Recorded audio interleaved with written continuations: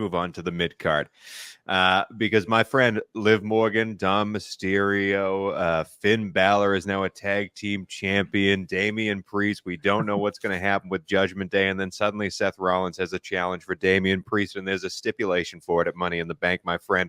Will you let me know what the stipulation is before we dive into the soap opera that is the Judgment Day? Yes, there's 2 stipulations for the World Heavyweight Championship match between Seth Rollins and Damian Priest. If Seth Rollins loses the match, he can never challenge for the title as long as Priest is World Heavyweight Champion. Yep. But if Damian Priest loses, he has to leave the Judgment Day, and he also, during that promo, said, well, I'm the world champion. The Judgment Day needs me more than I need them. So I think they're going to screw him over. Something's going on. There's something much larger than just Liv Morgan and Dominik Mysterio going on with the Judgment Day, I think. Because like you said, we had Finn Balor, and he has the hotel room key, never followed up on that Monday night. He's alone in the locker room when Damian Priest opens the door with Liv. It's like, what the hell are you doing alone with Liv Morgan? So there's something going on that we're all going to be clued into soon, I believe. And now he has gold. Now he has gold around his waist, which was interesting to me. I mean, so much for the awesome truth that they don't matter to me. But to have Finn Balor and McDonough now have a reason to stay together and have gold, kind of, we knew McDonough was going to be on Finn's side. Now there's no other way he can go. Does this split happen at Money in the Bank? Do you think we finally see the breakup?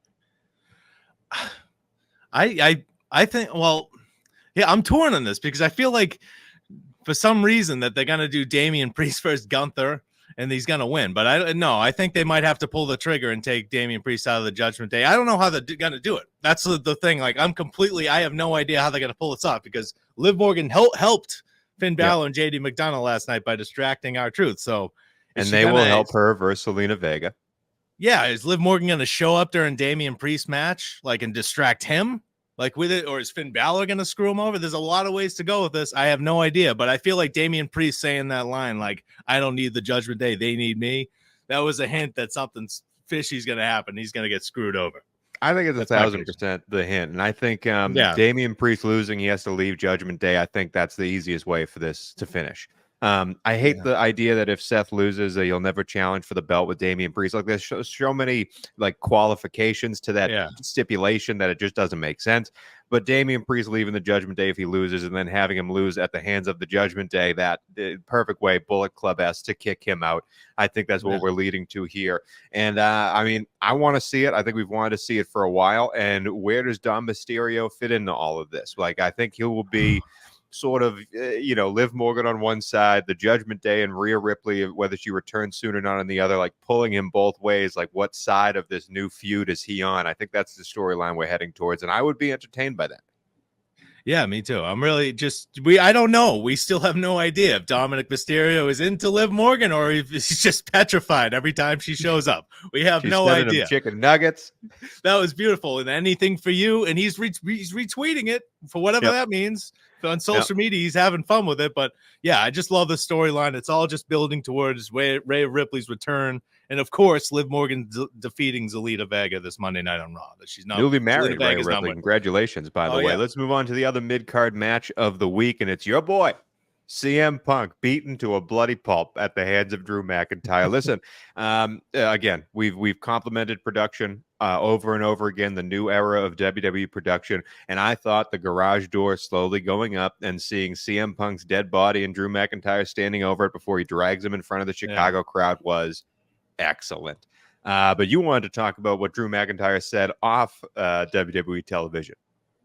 Yeah, I want to talk about the whole thing. We'll talk about what he said after he brutally attacked him and CM Punk was taken away in an ambulance. He uploads a video yesterday on social media calling Punk Satan, and he said, Phil is my bitch, and he's still wearing the bracelet with AJ Lee and Larry the Dog's name on it. So I don't know, now I'm like, wait a minute, is AJ Lee going to return too? Now my head's going in a million different directions with the storyline. Why do I keep referencing AJ Lee? But that whole night, because it was CM Punk, Drew McIntyre pretended to quit. CM Punk thought he had, the night to himself. That was weird. Can we talk about that? I'll let you keep going. Yeah. But I would have circled back to the quitting. Keep going. Oh, yeah, I understand. It was kind of, but yeah, he tricked him, I guess, somehow. But that whole promo segment I thought was brilliant with Paul Heyman. Whenever I can talk about Paul Heyman for a half a second, I will. him getting emotional whenever there's a "We Want Roman" chant, him just crying, holding back tears 90% of that promo is just so funny to me. Like the guy he just got inducted into the Hall of Fame. I feel like he just still somehow doesn't get enough credit. He's just great. But yeah, the rivalry between Drew McIntyre and CM Punk has been the best rivalry in wrestling to me. And they haven't even wrestled a match yet. Nope. It's so unbelievably personal and ridiculous, and I can't wait to see how Punk responds. Is he going to cost McIntyre and his Money in the Bank qualifying match on Monday? Yeah, McIntyre qualifiers. Yeah. How awesome is that Money in the Bank triple threat? Who are the contenders in that again? Dragunov, Sheamus, and McIntyre. That's a hell of a match. Sign me up. Sign me up. Awesome. I would pay more money for that than any match in Forbidden Door we're about to talk about. Like, that's an awesome match. And yeah, I think AJ Lee somehow factors into this. I don't think we see her till something at SummerSlam, but that's an easy way for CM Punk to get this win and keep Drew McIntyre strong. It's the AJ Lee to somehow factor into this because they're referencing her too much for it not to happen. And again, at this point, maybe CM Punk can't wrestle and it's AJ Lee versus Drew McIntyre at SummerSlam. We don't know. But I've been entertained by this for how much I despise CM Punk, and I know you've loved it too, man. Again, he is carrying these feuds forward over and over again, Drew McIntyre, every single week. And in social media, it's been wonderful. Yeah, and I'm not going to rehash this again, but just the star power that is CM Punk is rare, and it just is what it is, and it's frustrating just to see, because he also in that video, before I forget, made a reference to an empty-headed dumb fuck. So he referenced the Adam Page line again in that press conference 2 years later. I'm still pissed that AEW could not capitalize on it, and WWE is doing a great job with it. So